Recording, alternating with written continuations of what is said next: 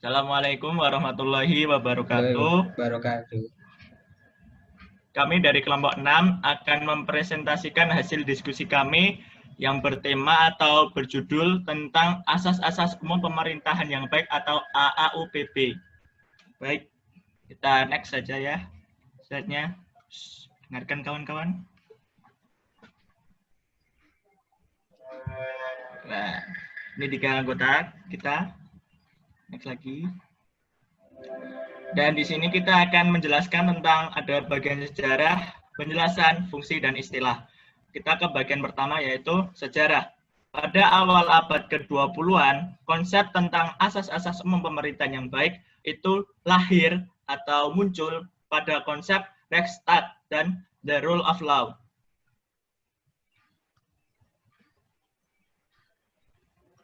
Ayo. Pada awal abad tersebut, suasana di banyak negara diwarnai oleh gagasan yang menyatakan bahwa negara tidak boleh melakukan campur tangan dalam urusan kehidupan warga negara. Negara hanya diperbolehkan melakukan campur tangan dalam urusan ketertiban, keamanan, dan hubungan luar negeri saja. Gagasan ini dikenal dengan tipe negara penjaga malam atau negara hukum. Formal, negara hukum dalam arti sempit dan sering disebut dengan istilah Nachwachterstaat. Susah ya guys ya, hukum. Awal kemunculan asas-asas umum pemerintahan yang baik atau dalam bahasa Belanda disebut Algemene Beginselen van Behoorlijk Bestuur atau disingkat ABB di Belanda adalah adanya kekhawatiran di kalangan warga masyarakat.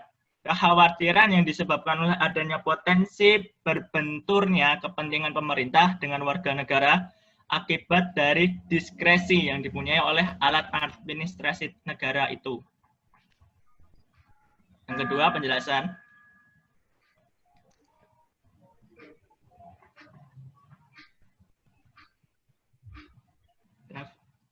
Pada awal kelahirannya, AUBP muncul sebagai reaksi atas penggunaan kewenangan bebas Fresh Hermansen oleh pemerintah dalam rangka menjalankan tanggung jawabnya sebagai konsekuensi penerapan konsepsi negara hukum kesejahteraan welfare state, di mana AUBP berperan sebagai sarana pelindungan bagi warga negara terhadap tindakan pemerintah.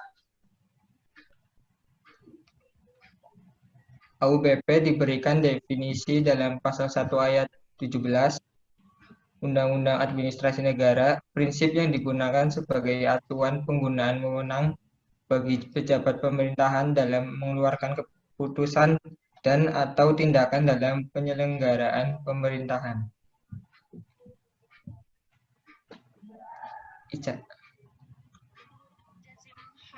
Hamidi terdapat 4 unsur dalam merangkai atau membentuk pemerintahan yang baik, yaitu yang pertama, AAUPB merupakan nilai-nilai etik yang hidup dan berkembang dalam lingkungan hukum administrasi negara. Yang kedua, AAUPB berfungsi sebagai pegangan bagi pejabat administrasi negara dalam menjalankan fungsinya. Merupakan alat uji bagi hakim administrasi dalam menilai tindakan administrasi negara yang berwujud penetapan atau basiking, dan sebagai dasar pengajuan gugatan bagi pihak penggugat. Yang ketiga, sebagian besar dari AAUPB masih merupakan asas-asas yang tidak tertulis, masih abstrak, dan dapat digali dalam praktik kehidupan di masyarakat. Yang keempat, sebagian asas yang lain sudah menjadi kaidah hukum tertulis dan terpencar dalam berbagai peraturan hukum positif. Sebagian asas telah berubah menjadi kaidah hukum tertulis.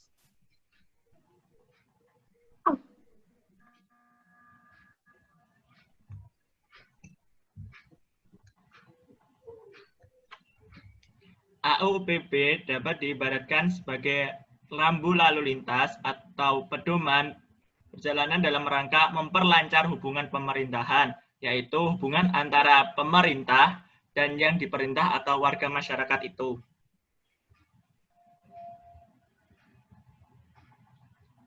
Dalam perkembangannya, AAUPB memiliki beberapa arti penting dan fungsinya, yaitu yang pertama, untuk administrasi negara itu bermanfaat sebagai pedoman dalam melakukan penafsiran dan penerapan terhadap ketentuan-ketentuan perundang-undangan yang bersifat sumir, samar, atau tidak jelas.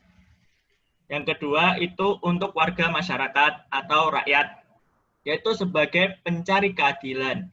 AAUPB dapat dipergunakan atau dapat berfungsi untuk dasar gugatan sebagaimana disebut dalam pasal 53 Undang-Undang Nomor 5 Tahun 1986. Yang selanjutnya itu bagi hakim tata usaha negara. Itu berfungsi sebagai alat penguji dan membatalkan keputusan yang dikeluarkan badan atau pejabat tata usaha negara itu. Dan yang keempat, AAUPB juga berguna bagi badan legislatif dalam merancang suatu undang-undang. Yang selanjutnya istilah Dava. 1. Asas kepastian hukum, yaitu asas dalam negara hukum yang mengutamakan landasan peraturan perundang-undangan, kepatuhan dan keadilan dalam setiap kebijakan penyelenggaraan negara. 2. Asas tertib penyelenggaraan negara, yaitu asas yang menjadi landasan keteraturan, keserasian, dan keseimbangan dalam pengendalian penyelenggaraan negara. 3. Asas kepentingan umum, yaitu asas yang mendahulukan kesejahteraan umum dengan cara aspiratif, akomodatif, dan selektif. 4. Asas keterbukaan, yaitu membuka diri terhadap hak masyarakat untuk memperoleh informasi yang benar, jujur, dan tidak diskriminatif tentang penyelenggaraan negara dengan tetap memperhatikan perlindungan atas hak asasi pribadi, golongan, dan rahasia negara. 5. Asas proporsionalitas, yaitu asas yang mengutamakan keseimbangan antara hak dan kewajiban penyelenggara negara. 6. Asas profesionalitas, yaitu asas mengutamakan keahlian yang berlandasan kode etik dan ketentuan peraturan perundang-undangan yang berlaku. 7. Asas akuntabilitas, yaitu asas yang menentukan setiap kegiatan dan hasil akhir dari kegiatan penyelenggara negara harus dapat dipertanggungjawabkan kepada masyarakat atau rakyat sebagai pemegang kedaulatan tertinggi negara sesuai dengan ketentuan peraturan perundang-undangan yang berlaku.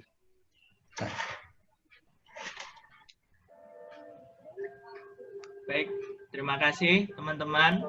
Cukup sekian yang dapat kita sampaikan dari kelompok 6 presentasinya. Sekian dari kami, jika ada salah kata mohon dimaafkan. Wassalamualaikum warahmatullahi wabarakatuh.